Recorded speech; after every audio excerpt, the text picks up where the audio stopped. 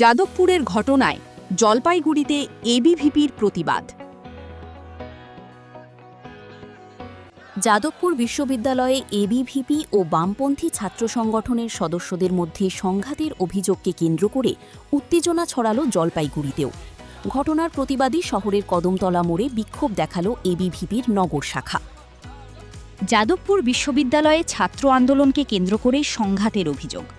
ABVP সদস্যদের ওপর বামপন্থী ছাত্রদের হামলার অভিযোগ তুলে বৃহস্পতিবার সন্ধ্যায় প্রতিবাদে সরব হল অখিল ভারতীয় বিদ্যার্থী পরিষদ।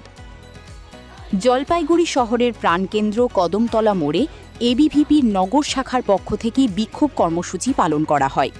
বিক্ষোভকারীদের অভিযোগ, যাদবপুর বিশ্ববিদ্যালয়ে গণতান্ত্রিক আন্দোলনের পরিবেশ নষ্ট করার পাশাপাশি এবিভিপি সদস্যদের ওপর হামলা চালানো হয়েছে।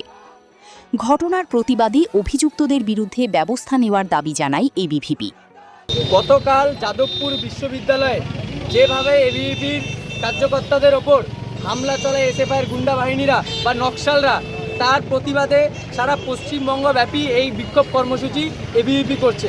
এসএফআইয়ের যে এই দুঃসাহস, এই যে নকশালপন্থী, ওরা যে এখনও ছাড়তে পারতেছে না, এটা এবিভিপি তীব্র নিন্দা জানায় এবং ওরা যে ছাত্র রাজনীতি করতে, এই ছাত্র রাজনীতিকে এবিভিপি ধিক্কার জানায়।